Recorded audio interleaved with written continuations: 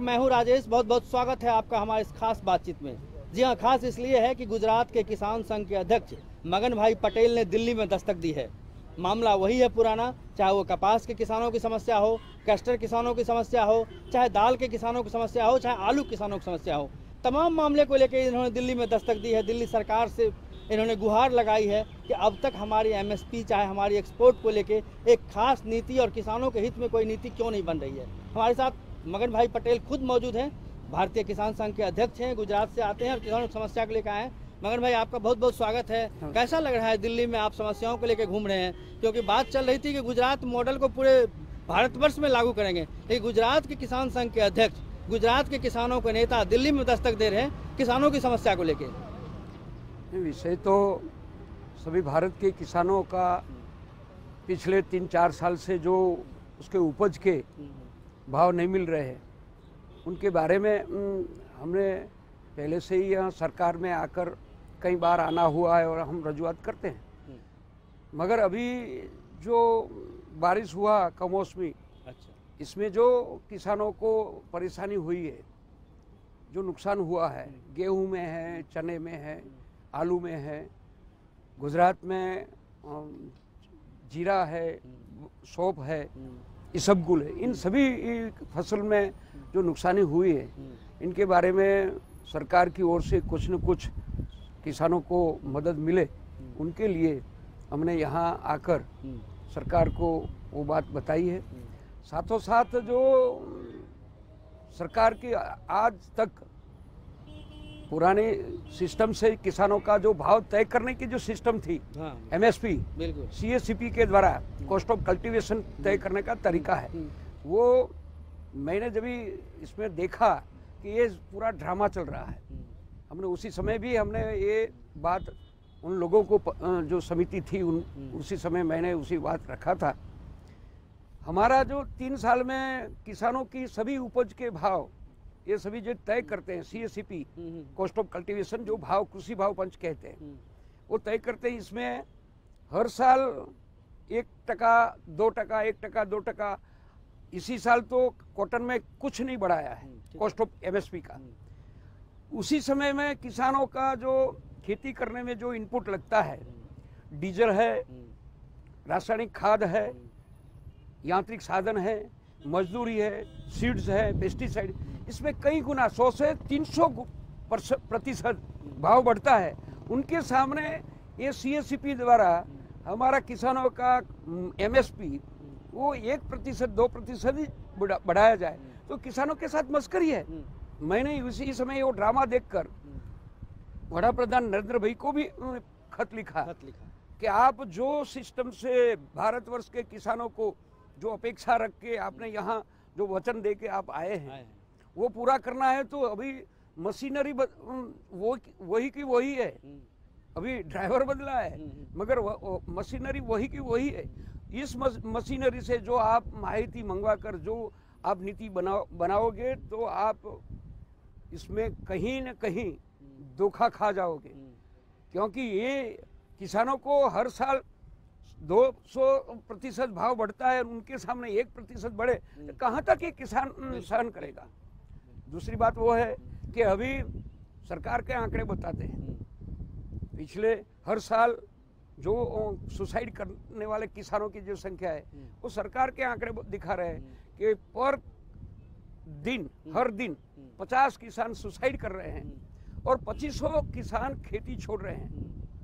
ये यूपीए के गवर्नमेंट की जो WTO लाने के बाद जो सिस्टम लागू हुई और जो प्रस्ताव पारित करके पूरे भारतवर्ष के किसानों के साथ जो सुलूक नीतियां अख्तियार की गई है, उनके कारण भारत के सभी किसानों की दयनीय परिस्थिति होने शुरू होगी। चाहे वो सरकार के द्वारा फूड सिक्योरिटी बिल लाया जाए, एफडीआई लिया जाए, इसी समय जमीन अधिग्रहण कानून की बात थी, कॉर्पोरेट सेक्टर कॉन्ट्रैक्ट फार्मिंग की बात है, सीड्स एक्ट की, न्यू मार्केटिंग एक्ट की बात हो, पानी का निजीकरण की बात हो, एफएमसी की बात हो, एफडीआई की बात हो, फूड सिक्योरिटी बिल की बात हो, मनरेगा योजना, ये सभी प्रावधान भारत के किसानों से खेती उनसे छूट जाए, वो खुद किसान समर्पित हो जाए, और मल्टीनेशनल कंपनियों को वो दे दे तो उसी समय एफडीआई फॉरेन डायरेक्ट इन्वेस्टमेंट कृषि के बारे में, कोल्ड स्टोरेज के बारे में, उसके उद्योग के बारे में वो प्रावधान किया जा रहा है। ये क्या है? मगर भाई कैस्टर एक्सपोर्ट को लेके जो समस्या आ रही है वो क्या समस्या है, वो उसमें आप लोगों का क्या स्टैंड है? कैस्टर सीड्स एक ऐसी कमोडिटी है जिसमें अखाद्य है। बिल्कुल। राज्य और सेंट्रल गवर्नमेंट को कहीं उसकी कोई ताल्लुक नहीं रहता है, उसका कोई रिस्ट्रिक्शन नहीं है। ठीक है। मगर एक कैस्टर एक हमारे भारत के लिए, हमारे लिए इतना मोनोपोली वाला क्रॉप है, उसको लिक्विड गोल्ड बोलते हैं। विश्व की कुल रिक्वायरमेंट का 90% भारत में उपजाऊ होता है। ठीक है। और उसका जो ऑयल होता है उसमें 90% निकास होता है। ये हमारा एक मोनोपोली वाला क्रॉप है। इसमें हमने देखा कि पहले, आज से 3 साल पहले $2800 प्रति मैट्रिक टन से निकास हुआ था। उसी समय 1200-1400 रुपये किसानों को मिल रहा था पर 20 किलो का, और वो अभी $1200 हो गया प्रति मैट्रिक टन। तो ये क्या, किसके साथ एक गठबंधन हो रहा है? हमने जब इनके पीछे थोड़ा सा संशोधन किया, हमारे लिए किसानों की बस की बात नहीं है। हमने जब एक्सपर्ट लोगों के पूछा कि ये भाव कैसे नहीं मिल रहे, तो हमको थोड़ा थोड़ा पता चला, और हमको जो माहिती मिल रही है वो जो वायदा बाजार एफएमसी और एनसीडीएक्स और अन्य एजेंसियों द्वारा, ये मल्टीनेशनल कंपनियों और एक्सपोर्टरों द्वारा ये सब कुछ उसके साथ संबंध होने के कारण ये हमारे किसानों का मुफ्त में माव लेने की एक साजिश है। मगन भाई, ये और हम आपसे आगे हम बात करेंगे, लेकिन मैं थोड़ा सा एक जानना चाहूँगा आपसे कि कैस्टर को लेके आपने जो समस्याएं रखी उसमें कुछ आश्वासन आपको मिला है? नहीं, अभी तो ये सेंट्रल गवर्नमेंट या तो केंद्र गवर्नमेंट की, राज्य गवर्नमेंट की कहीं इसमें कोई इंटरफियर नहीं होता है। हमने जो ये सिस्टम है उनको सिस्टम में कहीं सरकार के द्वारा इंटरफियर होने के कारण किसानों की स्थिति सुधर सकती है, उनके बारे में हमने CACP जो भाव पंच के उनको हम मिले, और कॉमर्स जो अजीत जी चौहान है उनको भी मिले।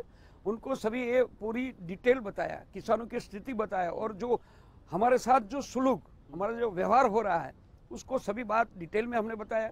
उसने भी ये बात चिंताजनक जताई, सोचा कि उसमें कुछ न कुछ हम करेंगे, ऐसा आश्वासन दिया था। अच्छा मगन भाई, थोड़ी देर के लिए हम लोग रुकते हैं क्योंकि थोड़ा सा एक ब्रेक लेना जरूरी होता है। वक्त हो चला है एक छोटे से ब्रेक का, बने रहिए हमारे साथ, क्योंकि आगे भी मगन भाई से हम जानना चाहेंगे कि किसानों की और जो समस्याएं हैं, चाहे वो कपास और आलू की समस्याएं हैं, दलहन की समस्या है, वो कितनी गंभीर है। बने रहिए हमारे साथ। आपका बहुत बहुत स्वागत है। हम अपनी बातचीत को आगे बढ़ाते हैं मगन भाई पटेल से।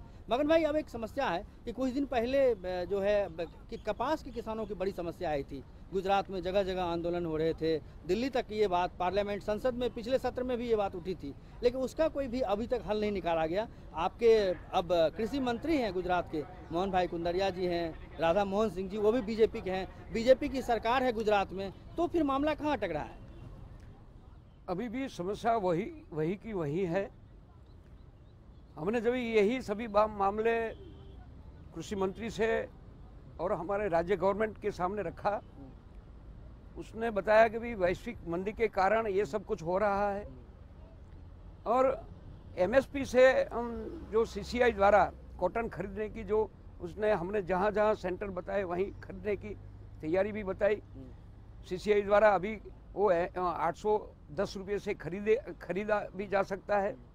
मगर हमारी तो जो बात है वो यही है कि हमारा कॉस्ट ऑफ कल्टीवेशन कॉटन का 1500 से 16 रुपये 20 किलो है, और MSP 810 है। हमारा वो पूरा घाटा चला जा रहा है, मजदूरी बढ़ी गई है। तो ये समस्या हम सरकार को, यही हमारी मुख्य समस्या है। इसीलिए हम ये बात करते हैं क्योंकि कॉटन के बारे में MSP सुधारी जाए। हाँ। ये सरकार बार बार कहीं न कहीं ये भी कहती है कि इंटरनेशनल जो मार्केट है उसके जो हालात हैं, और खासकर जो चाइना का जो इम्पैक्ट है, जो इफेक्ट है, वो भी कहीं न कहीं इसको मार रहा है। क्या इसमें आपको सच्चाई दिखती है? ठीक है, हम भी 35 साल से किसानों संगठन में ये काम कर रहे हैं, पूरे ग्लोबल की सभी अभ्यास करते हैं। ठीक है, वो बात जरूर इसमें आती है। मगर 2 साल पहले जब भी कॉटन का भाव ज़्यादा था चाइना का डिमांड भी ज़्यादा था। उसी समय 1 करोड़ बेल कॉटन की निर्यात करनी थी और उसी समय हमने मांग रखा था। यूपीए की गवर्नमेंट थी, शरद पवार साहब कृषि मंत्री था, हम उसी समय भी आए थे, निकास किया था, निर्यात किया था। मगर उसी समय जो करना था पर्याप्त मात्रा में जो भाव मिल रहा था उसी समय जो निकाल दिया होता तो अभी कैरी ओवर स्टॉक अभी हमको मार रहा है, उसमें कुछ न कुछ हमको राहत मिलती। दूसरी बात वो है कि सरकार की जो जिम्मेवारी बनती है हमारे किसानों के कॉटन के बारे में, कृषि मंत्रालय का कॉटन दे दिया गया टेक्सटाइल मिनिस्ट्री के अंदर। टेक्सटाइल मिनिस्ट्री टेक्सटाइल जो इंडस्ट्रियलिस्ट है उनके साथ मिलजुल कर उसका स्टॉक रखने के लिए वो साथ में हो जाता है, इसीलिए किसानों को मार पड़ता है। पटेल साहब, कल तक ये बात बीजेपी वाले या आपके मुख्यमंत्री जब नरेंद्र भाई वहाँ मुख्यमंत्री थे ये कह रहे थे कि दिल्ली दरबार में हमारी बात सुनी नहीं जाती थी, क्योंकि यूपीए की सरकार थी, कृषि मंत्री यूपीए का था। अब दोनों ही जगह राज्य में मुख्यमंत्री आपकी सरकार वहाँ भी यहाँ भी, अब दिक्कत क्यों आ रही है? कहाँ पॉलिसी वाइज क्या दिक्कत आ रही है, क्यों आ रही है? आपको क्या लगता है किसानों के नेता के तौर पे? ठीक है, यहाँ आने के बाद सरकार यहाँ है, हम सब देखते हैं सभी समस्याओं के बारे में, चुनाव है, सब कुछ है, बदलाव लाना है, लाए जा रहे हैं। वैश्विक स्तर पर जो बदलाव आ रहा है और उस समय हमारी बात कहीं भूल न जाए इसीलिए हम अभी उसको याद दिलाने के लिए आए हैं। उनके दिमाग में 13 साल तक हमने उनके साथ गुजरात में भी शासन के साथ हमने हमारा काम किया है, हमारी सभी समस्याओं के बारे में वो अच्छी तरह से अवगत हैं, इसीलिए हम उसको याद दिलाने के लिए यहाँ आए कि कहीं ऐसी उलझनों में, वैश्विक समस्याओं में हमारी किसानों की समस्या कहीं भूल न जाए। मगन भाई, एक आखिरी सवाल आपसे है कि दिल्ली में देखते हैं जो हम लोग शाम को सब्जी खरीदने जाते हैं तो आलू 30 रुपये किलो, 25 रुपये किलो, 35 रुपये किलो, आलू वैरायटी पर डिपेंड, लेकिन मिनिमम 25 से 30 रुपये किलो है। लेकिन आप बता रहे हैं कि गुजरात में किसानों को 2-4 रुपये भी मिलने में दिक्कत हो रही है, ऐसा क्यों? सभी कमोडिटी में वही हो रहा है। किसानों को जब भी बेचने जाते हैं सभी कमोडिटी बाजार में जो किसानों को मिलता है उससे खाने वालों या उपभोक्ताओं को डबल से 3 गुना दाम खरीदना पड़ता है। आलू के बारे में भी वही अभी हो रहा है, इसीलिए जब भी सरकार ने जब आलू और प्याज के दाम बढ़ गए थे उसी समय आवश्यक चीज वस्तु धारा के अंदर लाकर या तो एमईपी तय करके किसानों को बाहर निकास न हो और यहाँ भाव कम हो, इसीलिए जो सरकार के द्वारा स्टेप लिए गए हैं। तो अभी सरकार को इतने उत्पादन किसानों ने लाकर देश के भंडार भर दिए हैं, तो उसी समय दोनों सरकारों की एक जिम्मेवारी बनती है कि ऐसे समय में किसानों का जो कॉस्ट ऑफ कल्टीवेशन है इतना तो दाम उसको दिया जाए।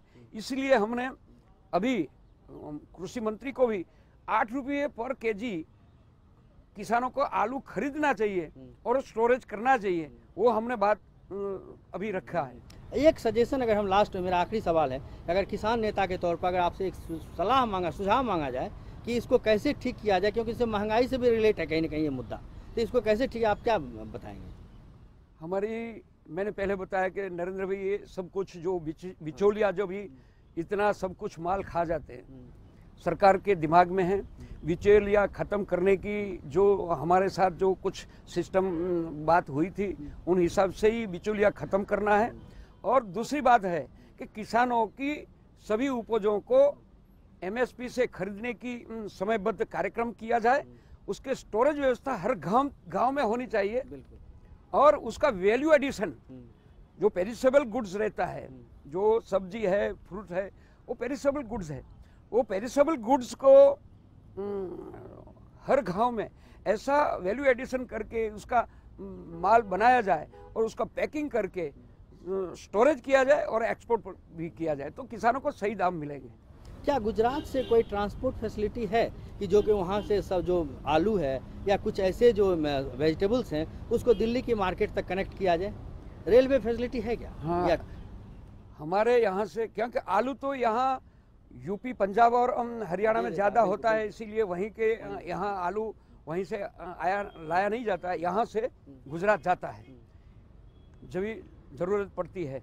मगर हमारे यहाँ के टमाटर, हमारे यहाँ की सब्जी, हमारे यहाँ के लेमन, नींबू, हमारे यहाँ के पपीता, वो सब आते हैं। हाँ वो सभी तरबूज, जो वाटरमेलन, सभी हमारे यहाँ से यहाँ दिल्ली की मार्केट में आते ही है। आते हैं। वो ट्रांसपोर्ट व्यवस्था है ही। मगन भाई, इस बातचीत के लिए आपका बहुत बहुत धन्यवाद, हमसे बात करने के लिए। ये थे मगन भाई पटेल, किसानों के नेता, जो गुजरात से दिल्ली दरबार में दस्तक दी है। हमने आपको पहले भी बताया था। आज फिलहाल इतना ही, अगले दिन हम फिर हाजिर होंगे किसी नए मुद्दे के साथ और नए मेहमान के साथ। फिलहाल दीजिए हमें इजाज़त, नमस्कार।